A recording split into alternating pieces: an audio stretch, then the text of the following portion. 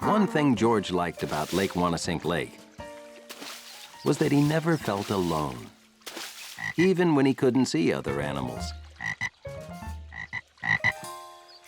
He could tell they were out there.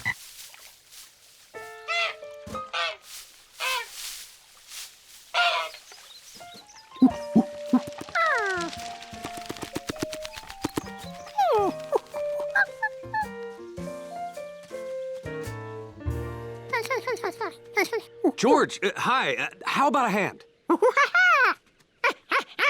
Yeah, I'm preparing an exhibit on local wildlife for the Town Nature Society, and the baby alligator lizard I was studying just disappeared.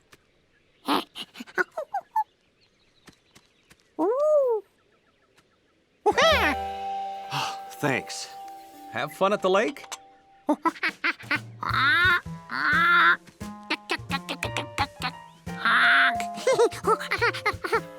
Wow! You saw all those animals? You only heard them? Hey! Animal sounds would be great in the exhibit. You want to help me again?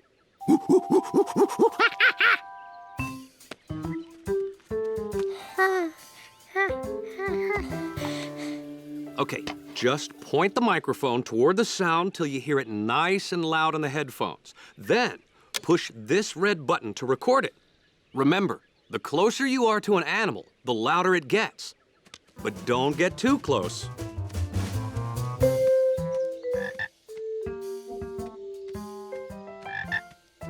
This was simple for a smart monkey. All he had to do was follow the sound as it got louder and...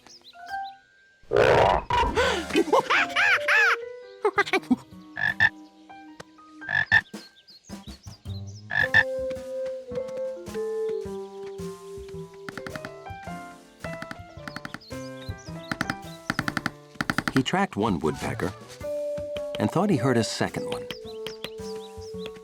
But maybe sounds aren't as simple as they sound.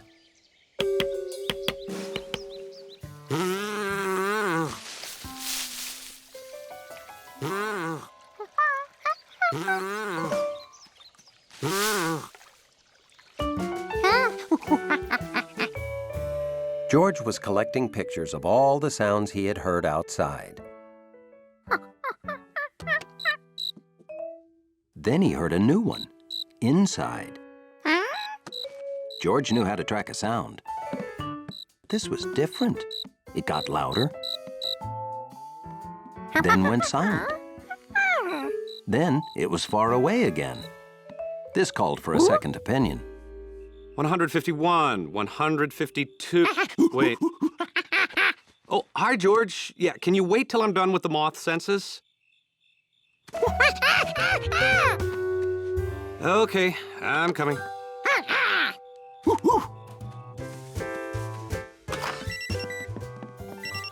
Oh, that's just the smoke detector, George. It needs a new battery. George wasn't sure this was the same sound he'd heard before. And now, back to my moths.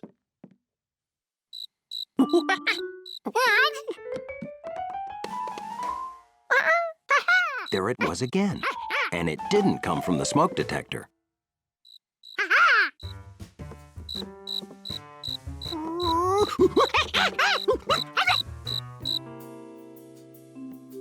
That thing was here somewhere, and he knew he could find it.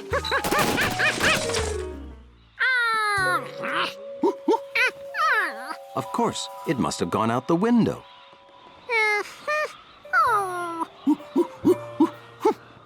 It was loud, it was soft, it was here, it was gone.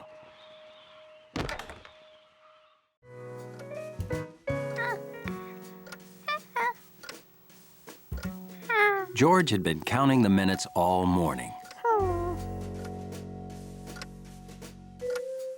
He could hardly wait. Today was dog show day.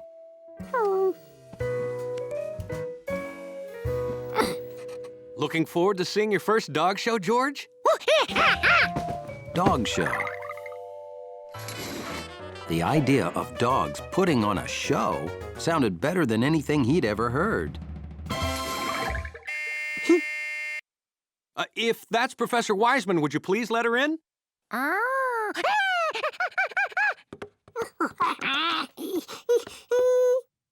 It's Professor Wiseman. Oh, hello, George. Ready to go?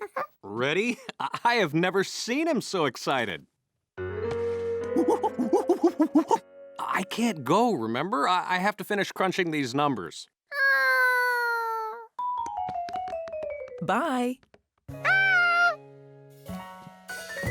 Have fun, you two. And, George. Be a good little monkey, exactly. And close the door, please.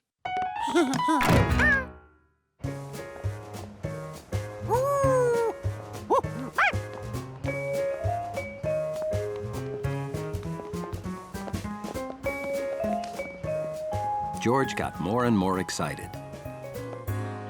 until the show began. And he found out that a dog show wasn't dogs putting on a show. It was people showing their dogs to each other.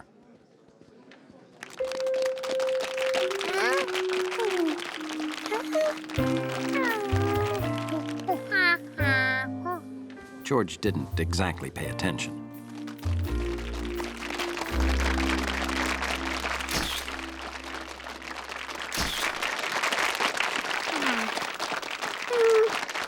How'd you enjoy the show, George? Aren't all the different breeds fascinating? Would you like to see the winners up close?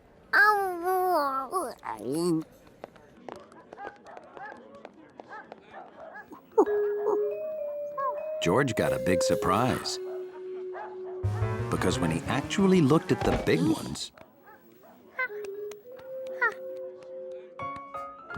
and the small ones,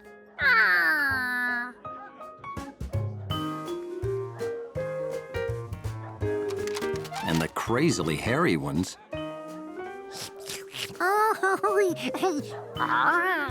he thought the dog show was great. Have you ever seen so many unforgettable dogs before?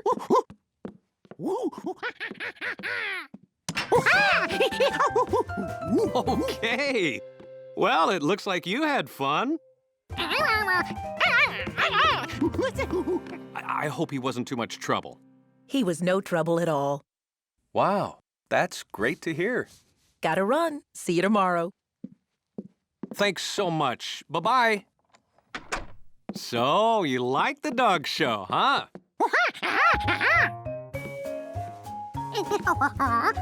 George wanted to tell the man about all the unforgettable dogs he saw.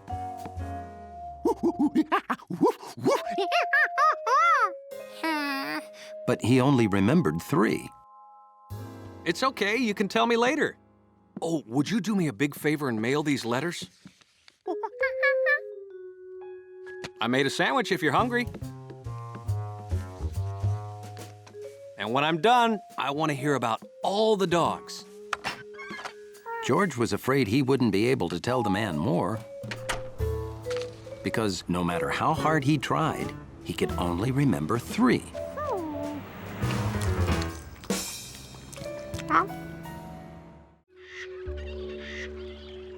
It was a perfect day to explore Lake Wanasink Lake. Bill called it picture perfect. You know, George, nature photography requires skill, patience, and timing.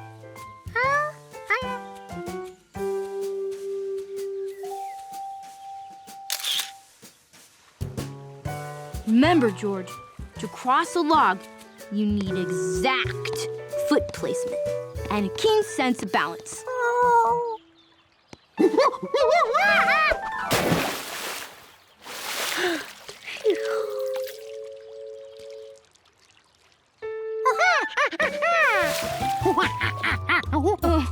Those are tadpoles, George. A common form of pond life. I guess a city kid like you never sees any real wildlife, huh? Hey, why don't we take some back home and observe their growth? While collecting tadpoles, both proper net control and collecting jar placement are crucial.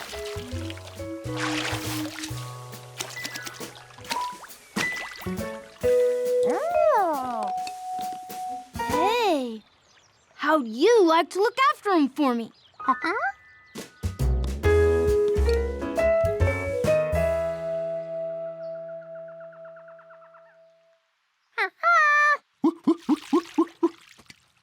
Do the tadpoles like the lettuce I boiled for them?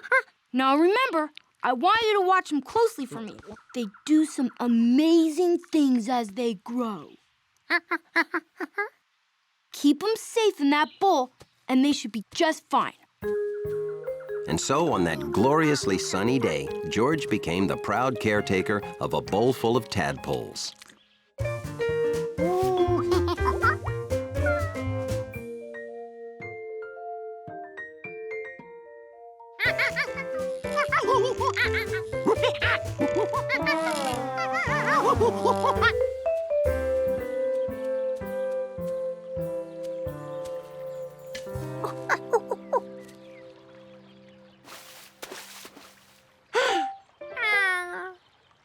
The tadpole's bowl was small.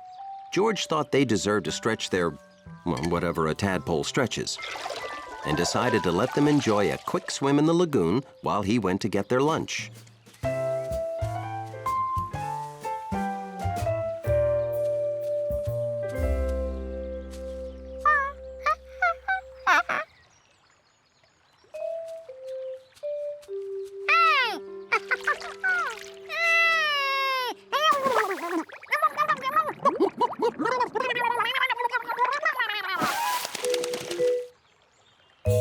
Where could the tadpoles be?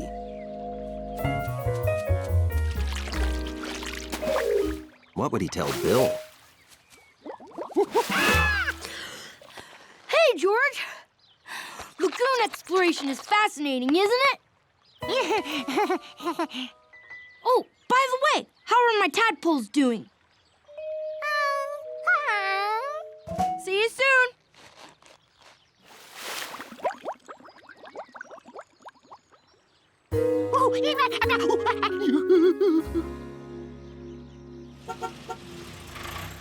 Time to go back to the city, George.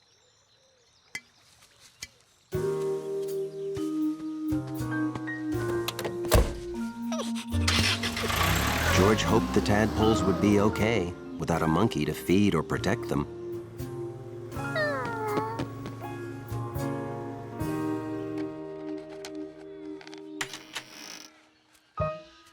George!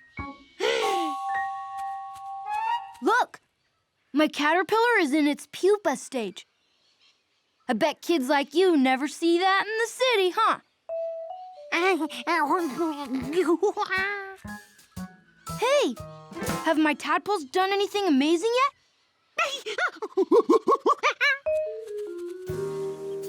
Weeks went by before George returned to the lake. George still couldn't find the tadpoles, but they had to be in the lagoon. Unless...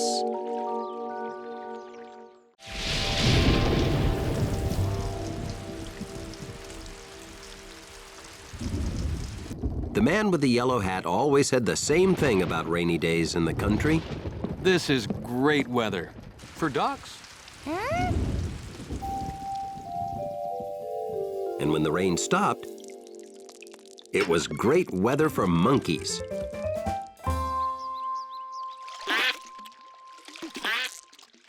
Mud that sounded like a duck when he squished it. Yes, it was duck mud.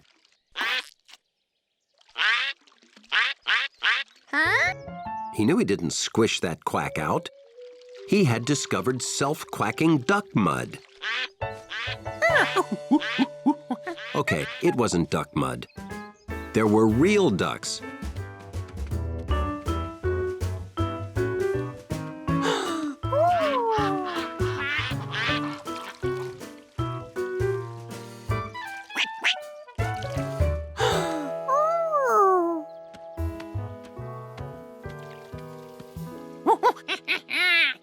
puddle ducks.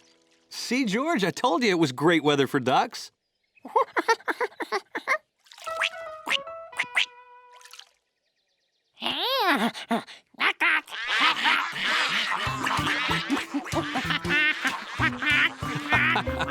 You're gonna be busy, George. Have fun. Jumpy Squirrel suddenly became aware of two things. The rain had stopped, and that hairy duck looked familiar.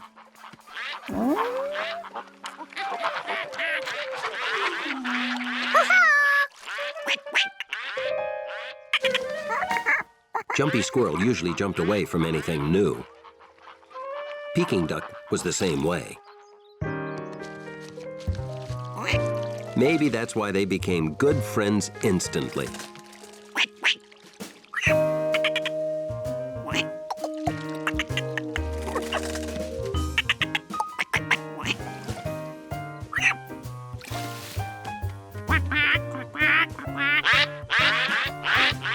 George played by the puddle all day.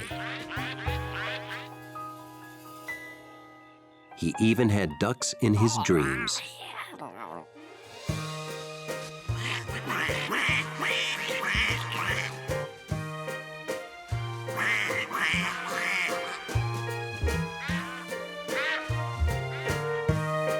I always knew you were meant to be a duck.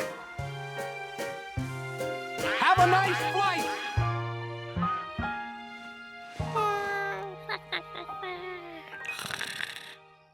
For centuries, people have wondered what squirrels dream about.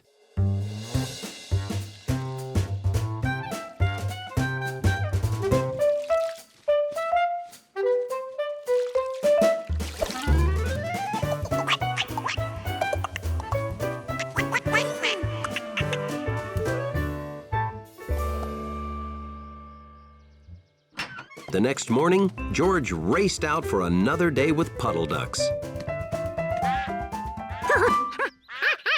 Something was wrong.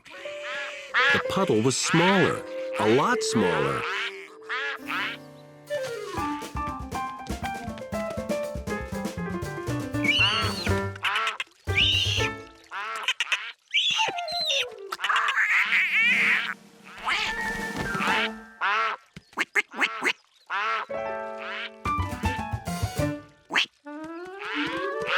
George?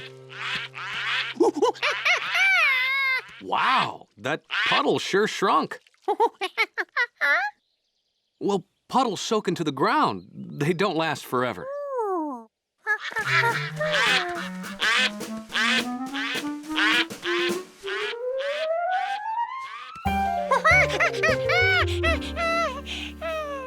Ducks go where there's plenty of water. When the water's gone, they'll leave. It's just what ducks do.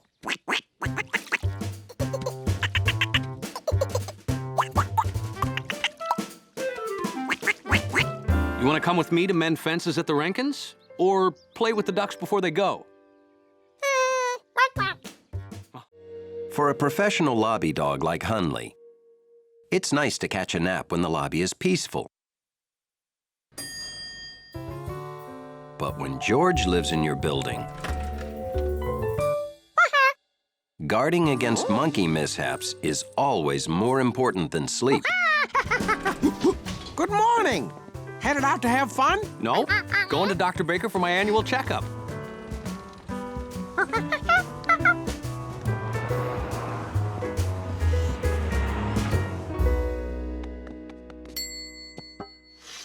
Right on time as usual.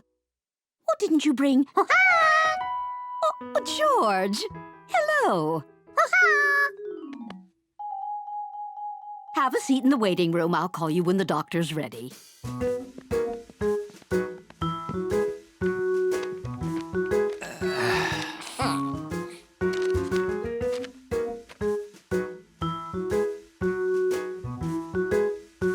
George learned that the thing you need most in a doctor's waiting room is patience.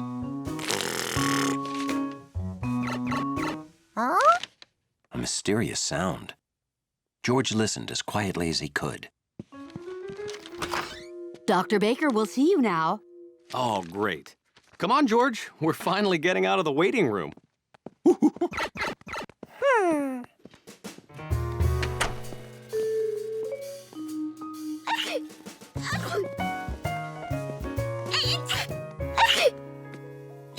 George gave up hope of hearing any mystery sound past that sneezing.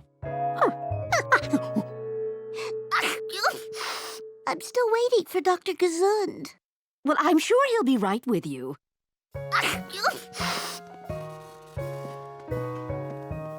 Excuse me, has Dr. Gesund seen you yet? No. Where is he? He should be right with you. You're waiting for Dr. Gesund, too?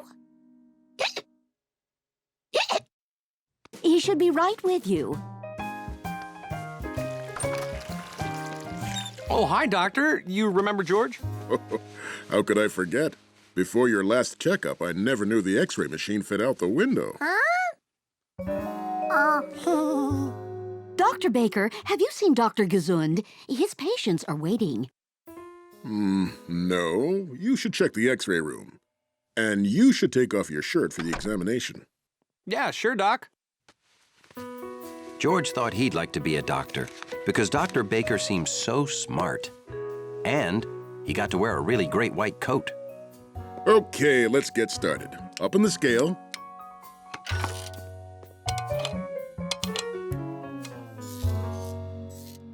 Whoa, I think you need to cut out the desserts. You've gained some weight. What? I have maybe one donut a month. I run marathons. It's impossible.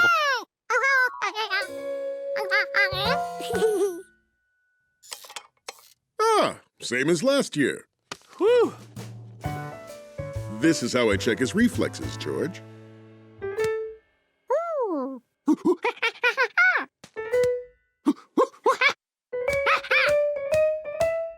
My knee's starting to get sore. Oh, sorry. I never get to play with a monkey. Dr. Gesund...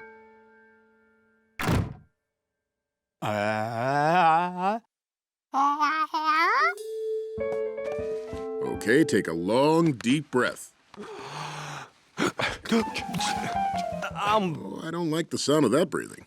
No, George was... Whoa!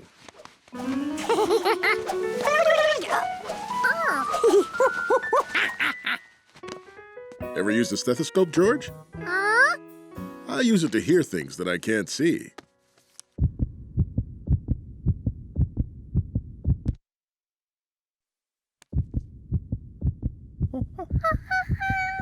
That's the sound of my heart.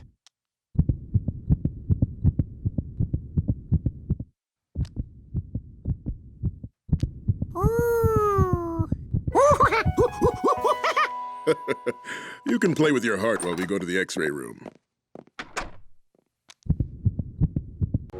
Sometimes a little monkey finds a new thing that's more interesting than anything else on Earth. For George, it was the baby giant panda, which was being shown live on the zoo website. George, are you gonna be much longer? Well, I need to get work done, and you've been on the computer all day. Oh, is that what you've been watching? The Panda Cam? Hey, you know those pictures come from the park zoo right down the block. Well, yeah, you can go there and see the panda right in front of you in the new panda habitat. Bye. Be a good little monkey.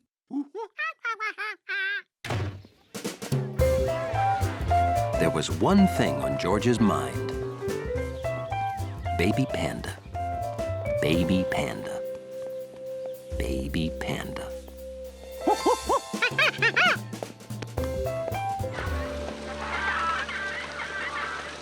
Look, Mommy! Flamingos!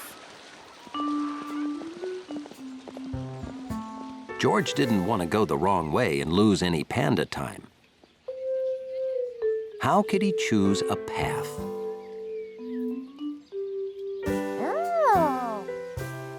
A nice big map. George decided to take it and follow the pictures to guide him through the zoo.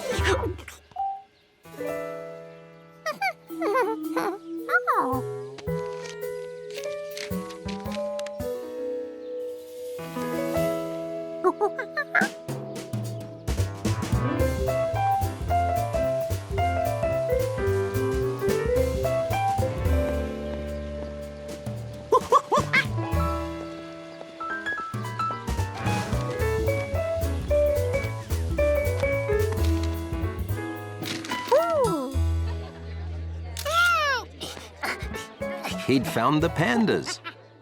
That map really worked. This was much better than watching on the computer. George could watch the panda for hours. And he did.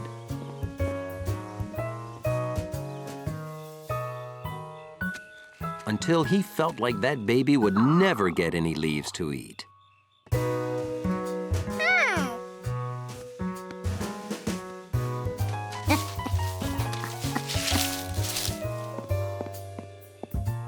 Nobody here?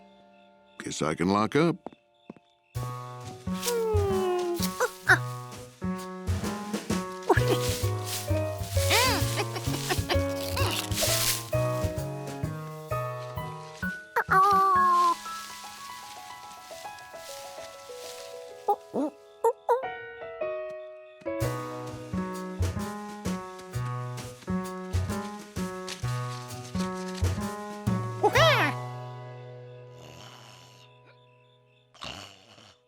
Time flies when you're watching pandas.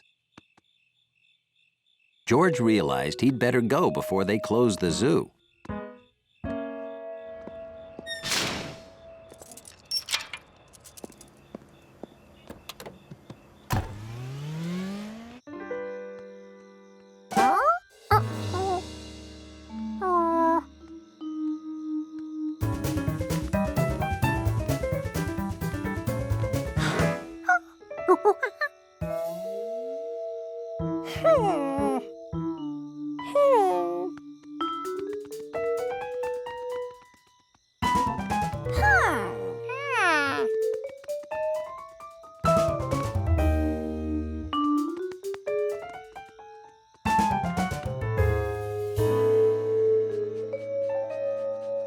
The paths were too confusing.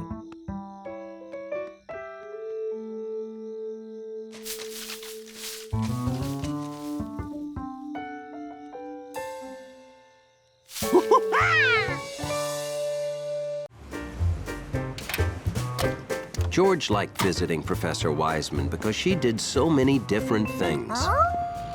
This time, she was helping out on a rocket launch. And the man with the yellow hat was going to ride the rocket. So, you ready to be the first average untrained person shot into space? I sure am. There's only room for one, George, but I have a special seat for you right beside me so you can watch. This is Dr. Alvin Einstein and Professor Anthony Pizza. Wow. Are you related to the famous... No, I'm not. Me neither. The International Space Station's food supply has run out.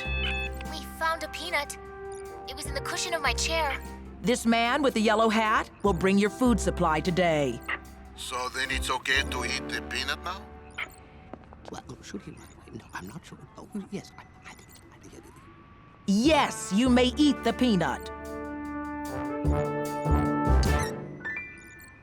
So, this is your rocket designed by Professor Wiseman. It's up to you to launch the food payload at exactly the proper moment. After it detaches from the rocket, it will connect to the space station. Can we count on you? Sure can.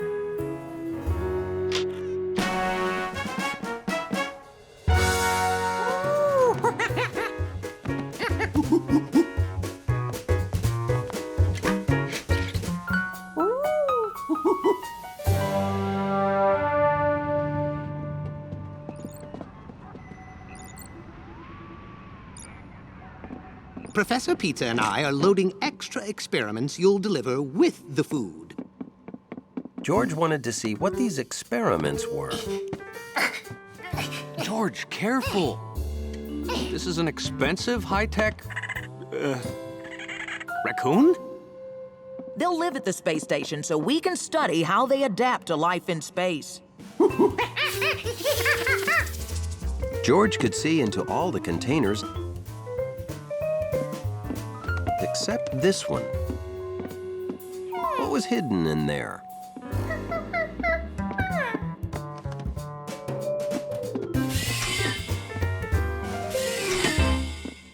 Show him the most important part. These keypads launch the payload. You hit these 2 keys on each pad at the same time. On all 4 at the same time? Yes, at the exact moment the rocket passes the space station.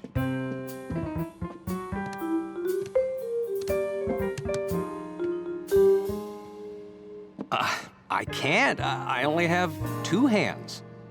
The keypads were Pizza's idea. The raccoon was my idea. The 4 keypads was yours. Oh, here we go. Check your memos. I specifically remembered when you came up with the 4 keypads.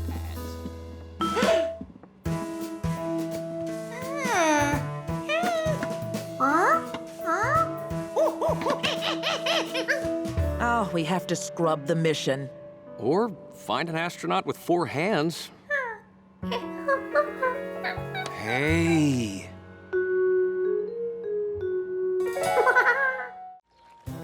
A warm country day. George's favorite time to go boating. Toy boating, that is. Even a toy boat captain can hit rough seas in his favorite perfect pond.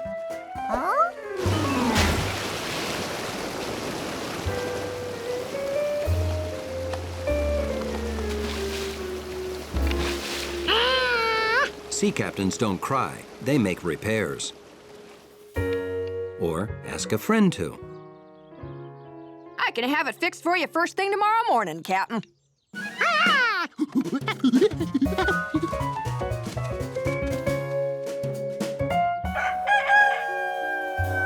So, at exactly 10 seconds before the first thing the next morning, Right on time. There you go. Ready to set sail again. George rushed back to his perfect pond to set sail.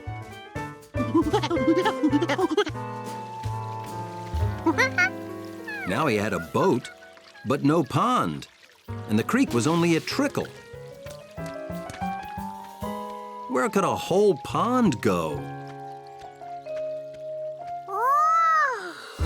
He didn't find his pond, but he found a strange wall in the creek.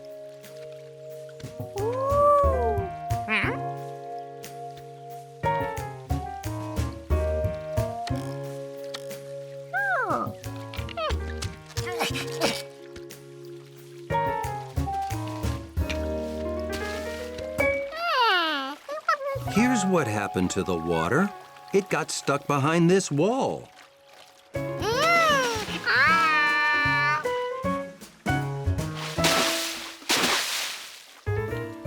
Hey, George!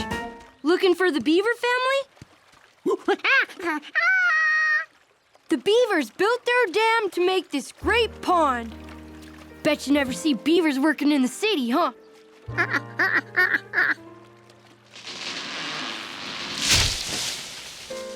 Yep, that's them now, working in the woods. I took pictures of them.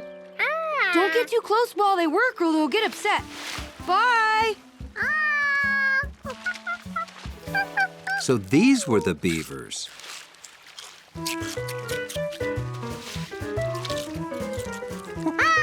George tried to tell them their branches were floating away. He must have gotten too close.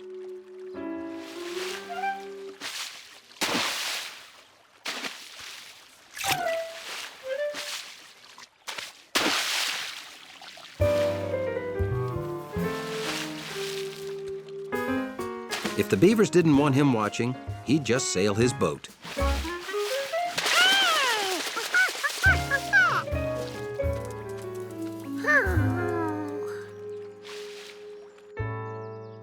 If they wouldn't share their pond, he'd make his own. All he had to do was build a dam like they did.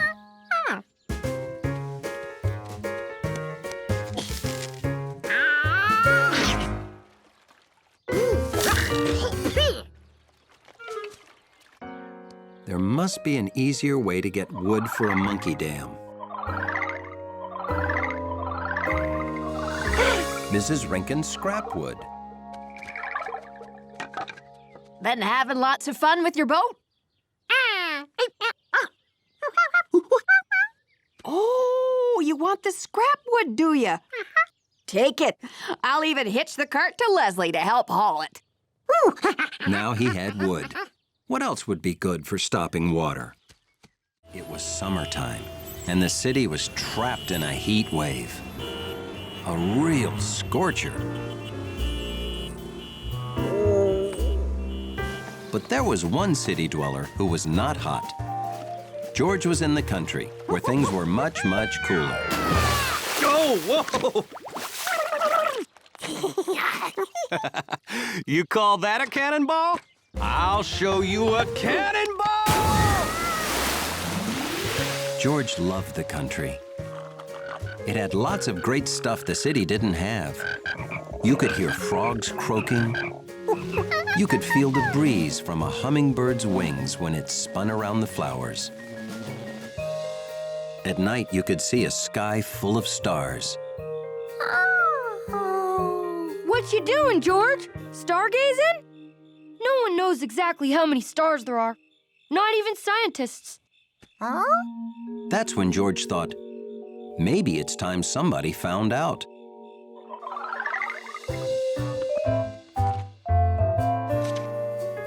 And since scientists would probably be very grateful, George decided he was just the monkey to count all the stars. The most important rule in star counting was keeping track. George marked each star down on his pad.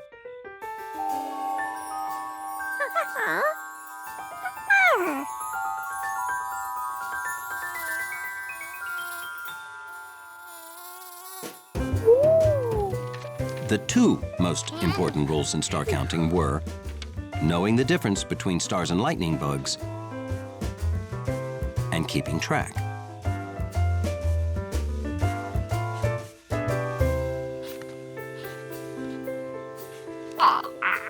Third rule,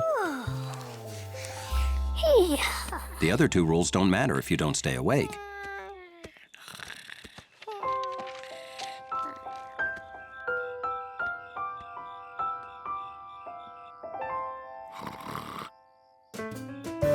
Because when you come back the next night, you can't tell which stars were counted or uncounted. So last night's count can't count.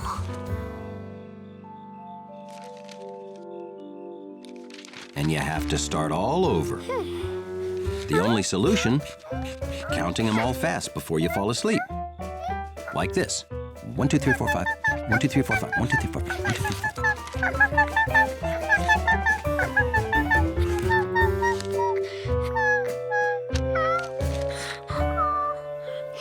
But George wasn't fast enough.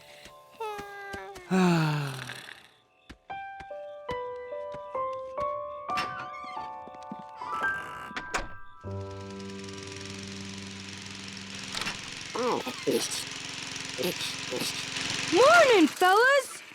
Oh, hi, Bill. George was up late counting stars. Too bad you can't count them now, huh? They're always there, you know. We just can't see them on account of the sun being so bright. George wasn't so sure about that. He wondered what really happened to stars during the day. Maybe they slept. Or maybe they got blown out like candles. Then again, maybe there was a guy named Lenny who just pulled a switch. Wherever they went, you can't count something that isn't there. George wasn't gonna quit. There had to be a way to count stars and go to sleep too. He just had to figure it out.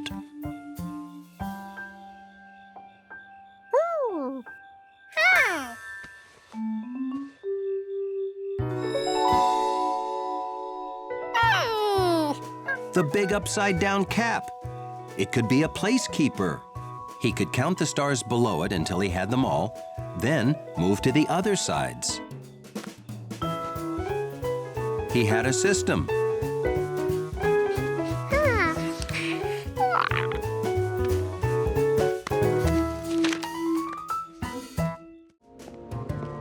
To Hunley, nothing beat being a wiener dog on a sunny day. It was so much more dignified than being a sweaty, tired-looking man. Back from the marathon already? And you won a trophy? 17th place? Congratulations!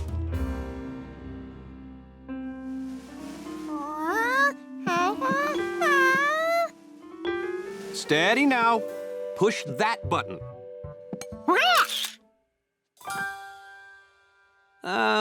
Let's put it there, next to my cow pasture sprint trophy.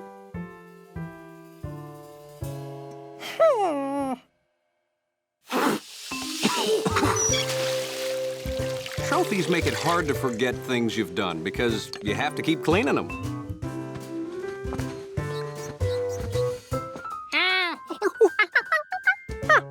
Yeah, I got that for climbing and mapping what they now call Yellow Hat Mountain.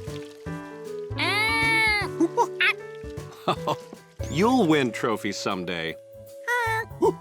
A trophy is a reward for doing something well. So maybe best at being a good little monkey. George figured there wasn't much chance of that, but maybe for something else, someday.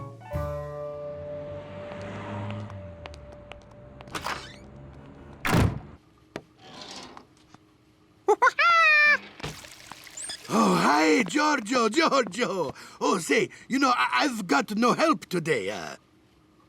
Could you,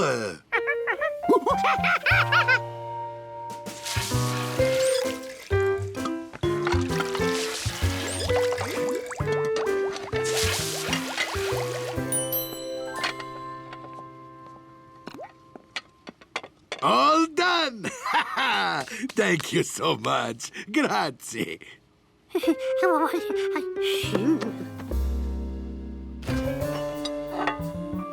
My new dessert, the ice cream gnocchi, for you, Giorgio. Consider it the Helpful Monkey Award. My thank you for a job well done. This plate of ice cream was George's first trophy. A trophy is a reward for doing something well.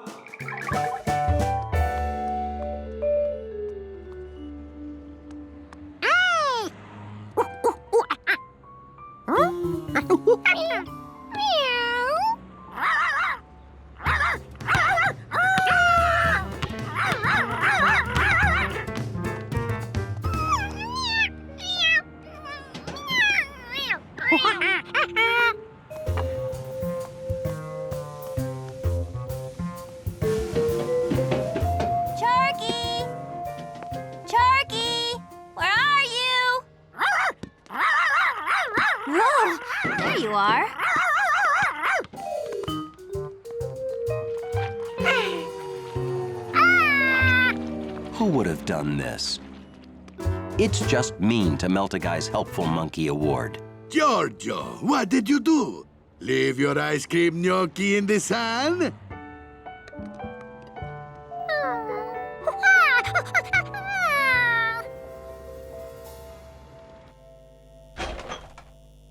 Well, maybe I can still use it for something.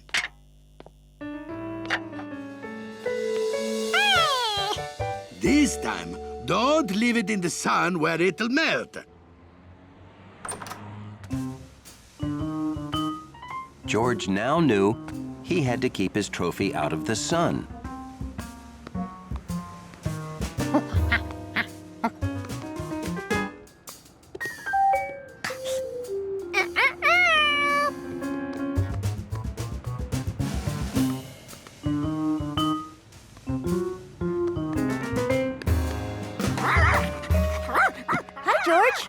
Can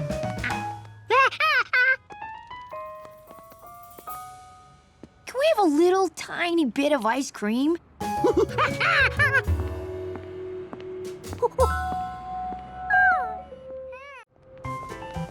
It had been a particularly rewarding day at the going out of business store.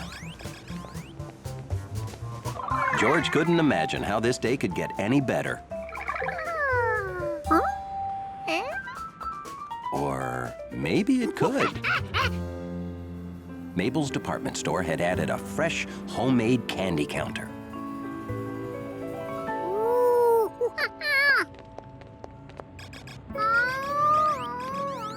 Oh, I don't know about you, but I simply can't walk away from blue candy. But I can't carry this into Mabel's.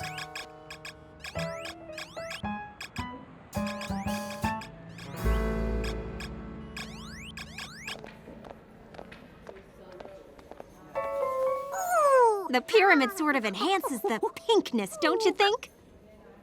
I'm working on a rhombus shape, but it keeps falling over. A rhombus? It's a work in progress. Anyway, welcome to Kaylee's Candies. I'm Kaylee.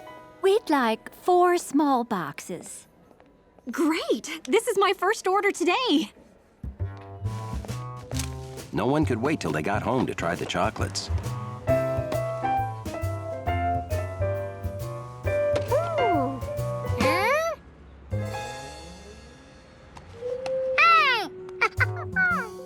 Hey, George's box has 4, not 6. You got shortchanged. He can have 2 of mine. I just wanted to taste anyway. So can I have your other 3? George didn't think it was fair for anyone to sacrifice. There was only one right thing to do.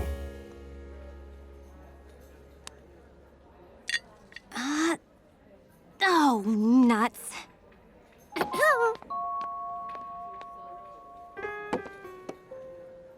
Oh, you want to buy 2 more? You're missing 2. How do I know you didn't eat them? You most certainly haven't eaten any chocolate. Boy, you sure have nice teeth. Pick any 2 you want. Sorry I shortchanged you. I put some of these boxes together at home and my cat distracts me.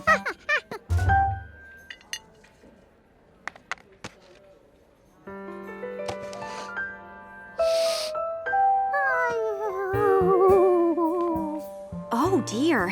I need to pick up more stock, but I can't just leave. Hey, would you mind watching the counter? You're obviously extremely honest, and I've hardly had any business all day. All you have to do is watch the chocolates while I'm gone. Thank you so much.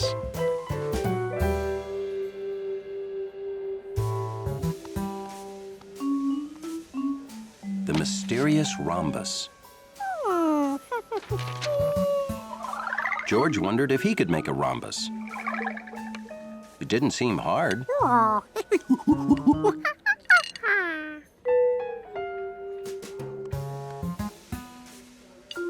Why did other shapes stack better?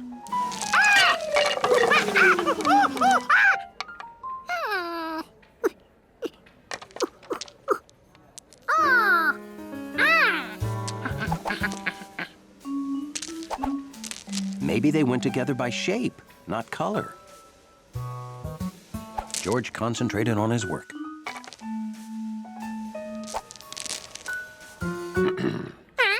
George hadn't expected any customers. I want a box of chocolates for my wife. Do you have mints? Are these mints? Well, what are those?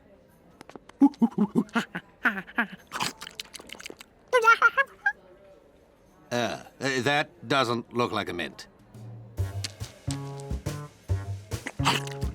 The next blue one had the same filling, and it still wasn't mint.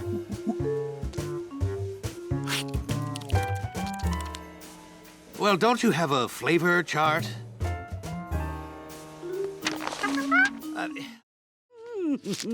George always liked helping in the Pischetti's green, beautiful garden. We need more tomatoes, more eggplant, more everything. Nettie, we must expand our garden. I have drawn up a plan. New hoses, fresh topsoil, more plants. But, Chef, where will we expand to? The reason George liked their garden so much was that it was right in the middle of the city.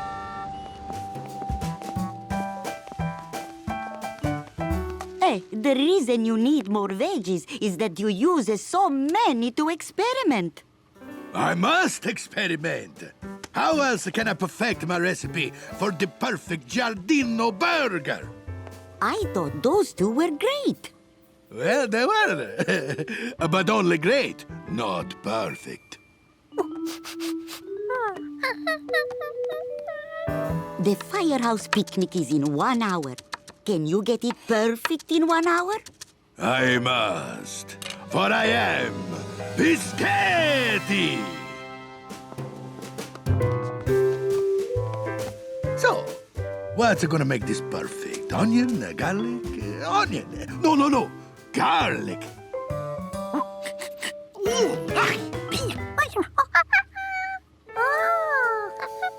Onion? Okay, let's try it.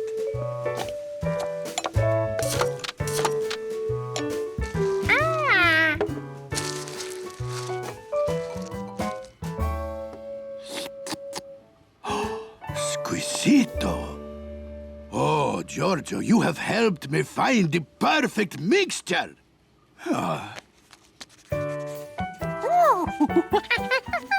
These are my recipes. I write down how I make my food, so I can make it the same way every time. Happy with the recipe, Chef Pischetti grilled a test burger. Wait, I left out the pepper. Where is my grinder? Nettie, come here. Tell me what you think of this. Be honest. All of my Giardino burger ingredients came from our garden, Giorgio. Taste it, taste it. See, this is perfect. You're not just making those yummy sounds to be nice, right? I'm your wife and he's a monkey. If we are not honest, who is?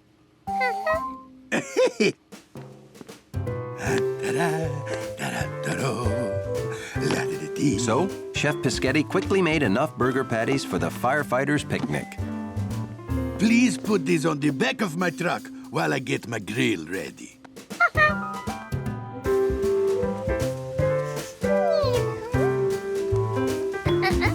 George put the box on the truck right outside the restaurant.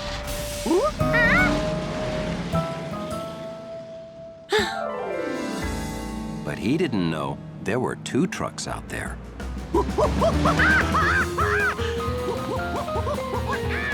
Hi! Hey! Look at this monkey waving at me. Monkeys are so friendly.